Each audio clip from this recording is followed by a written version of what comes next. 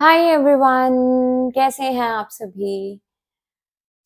आज के वीडियो में हम बात करेंगे कि मुझे कितने टाइम तक हीलिंग करने की ज़रूरत है यूनियन में आने के लिए, क्योंकि ये एक बहुत कॉमन क्वेश्चन है।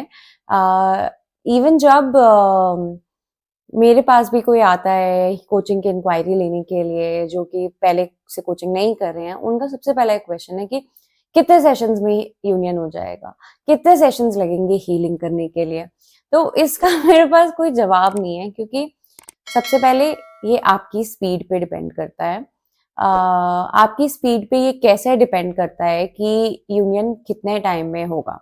सबसे पहले कि आप अपने जर्नी को लेके, आप अपने इनर वर्क को लेके, आप अपनी यूनियन को लेके डेडिकेटेड हो या नहीं। क्योंकि हम आते हैं इस सोच के साथ में कि अरे 1 साल में हो जाएगा तो मैं 1 साल कोचिंग कर लेती हूँ, तो फिर उसके बाद हो जाएगा। तो आपका focus more than what you receive from the coaching, आपका फोकस हो जाता है कि और कितने सेशंस लगेंगे यूनियन होने में। और इसी वजह से आपका प्रोसेस और डिले होता रहता है, क्योंकि आप कहीं ना कहीं अपने ऊपर पूरा फोकस नहीं ला रहे हो, क्योंकि आपने अभी भी प्रायोरिटी अपने ट्विन फ्लेम को बनाया हुआ है। ये एक चीज है। और दूसरा कि आपकी भी स्पीड कितनी है। आप कोच के साथ तो कोचिंग कर रहे हो और उसके बाद 1 हफ्ते तक कुछ नहीं कर रहे हो, और फिर 1 हफ्ते के बाद कोच के पास आ रहे हो कि ऐसे हुआ, मेरे साथ ये नहीं हो रहा, मैं बाहर जाना है, मुझे ये करना है, मुझे वो करना है, बट मेरे पास टाइम नहीं है मेरी अपनी खुद की हीलिंग के लिए। स्पेशली दोस्त जिन जो नया नया हीलिंग शुरू करते हैं, उनके साथ ये बहुत इश्यूज रहते हैं कि मैं आपके साथ हीलिंग कर तो रही हूँ, फिर उसके बाद मुझे क्या करना है। या फिर इस पर्पज से आते हैं कि मैं आपके साथ तो हीलिंग्स कर रही हूँ, और बट जब मैं सीख जाऊंगी तो मैं खुद कर लूंगी। Understand that we are bringing union consciousness at the moment. हम उस यूनियन कॉन्शियसनेस को ला रहे हैं अपने अंदर।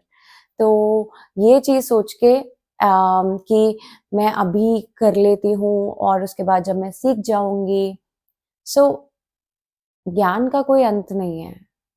ये मैंने सीखा है अपनी जर्नी में भी, क्योंकि मैं भी शायद जब अपनी कोच के पास गई थी, मैं भी ये सोच के गई थी कि अच्छा इतने टाइम में हीलिंग हो जाएगी और उसके बाद फिर तो कभी हमें दोबारा जाना नहीं पड़ेगा। बट जैसे जैसे मैं हील करती गई, और मैं हमेशा से बहुत डेडिकेटेड स्टूडेंट रही कि मेरे को आज ये क्या, तो उसके बाद भी मैं 1 हफ्ते के बाद जब मैं अपनी कोच से बाद में मिलती थी, मैं उस हीलिंग को छोड़ती नहीं थी, मैं करती रहती थी, करती रहती थी, करती रहती थी। तो मैंने वो मेरी डेडिकेशन थी मेरे लिए। इनिशियली सबका पर्पस होता है कि हाँ हमें करना है, तो हमें करना है अपने ट्विन फ्लेम के लिए, हम साथ में आ जाएंगे, हमारी शादी हो जाएगी, हमारे बच्चे हो जाएंगे, सब कुछ सही हो जाएगा और हम सांसारिक रूप से जीते रहेंगे।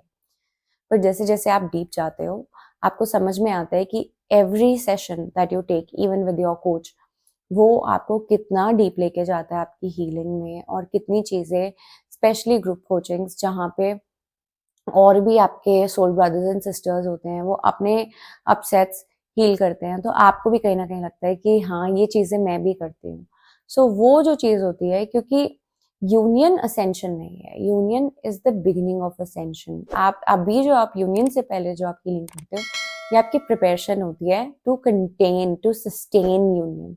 अदरवाइज फिर वही पैटर्न हो जाएगा, आप हीलिंग करोगे, यूनियन में आ जाओगे, उसके बाद ट्विन फ्लेम ट्रिगर करेगा, क्योंकि हारमोनी तो आई नहीं। यूनियन के बाद नेक्स्ट स्टेप है हारमोनियस यूनियन। तो हारमोनी आई नहीं, तो आपको लगता है कि अब क्या, अब मेरे को कोचिंग की जरूरत नहीं है, अब मैं कर लूंगी। और फिर उसके बाद आप इतने ज्यादा ट्रिगर हो जाते हो कि वापस से ट्विन फ्लेम ट्रिगर देके कहीं खो जाता है।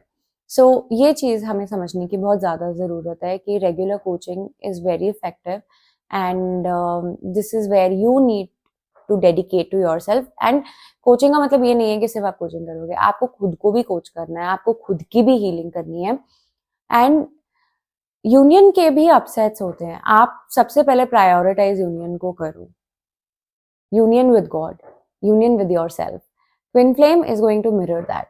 जब जैसे जैसे आप यूनियन को प्रायोरिटाइज करते हो या यूनियन को ऑन टॉप लेकर आते रहते हो, वैसे वैसे गॉड आपको दिखाते हैं रास्ता, गॉड आपको बताएंगे कि आपके यूनियन में क्या अपसेट्स हैं। जैसे जैसे आप वो हील करोगे, अब आपकी क्षमता है, आप कितनी जल्दी हील कर सकते हो, आप कितने स्पीड में हील करते हो। और इट्स नॉट कि आपकी जो स्पीड है, ऑनर योर स्पीड ऑल्सो।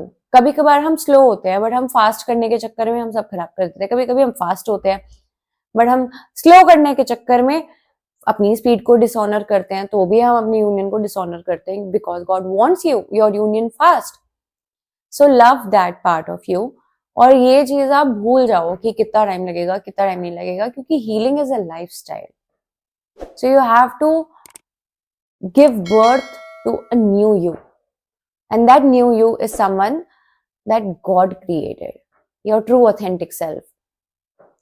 और ये चीज भी आप गॉड को सरेंडर कर दो कि यूनियन कब होगा, कितने दिनों में होगा, कितने महीनों में होगा।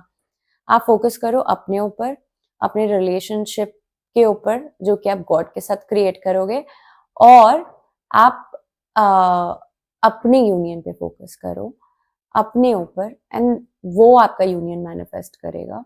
बाकी सारी चीजें छोड़ दो कि कितना टाइम कितना नहीं, क्योंकि वो हेल्प नहीं करता, वो आपको और डिले करता है। सो ये सवाल जो है कि यूनियन कब होगा, again I will say I have no answer to that. In fact किसी के पास भी इस चीज का आंसर नहीं होता, क्योंकि आप अपनी लाइफ के क्रिएटर हो। I am just a coach, मैं सिर्फ फैसिलिटेटर हूँ। गॉड आपको मेरे थ्रू हील कर रहे हैं, बट हील करने वाले भी गॉड है, और हील आप हो रहे हो। तो आप कितनी शिद्दत से अपनी तपस्या करते हैं। आपने वो सुना ना कि जब आप किसी चीज को सच्चे दिल से चाहते हैं तो पूरी कायनात मिल जाती है आपको उससे मिलाने में। और ये देखते देखते जोरो मेरे को कैसे देख रहा है। He is supporting me, he is approving of it, कि ही इज ऑल्सो सेइंग कि फोकस करो अपने काम पे, अपने ऊपर, और बाकी सारी चीजें आप गॉड को सरेंडर कर दीजिए। ठीक है, so I will see you in my next video. Till then have a good round of healing, and I will see you guys very soon. Bye bye, take care.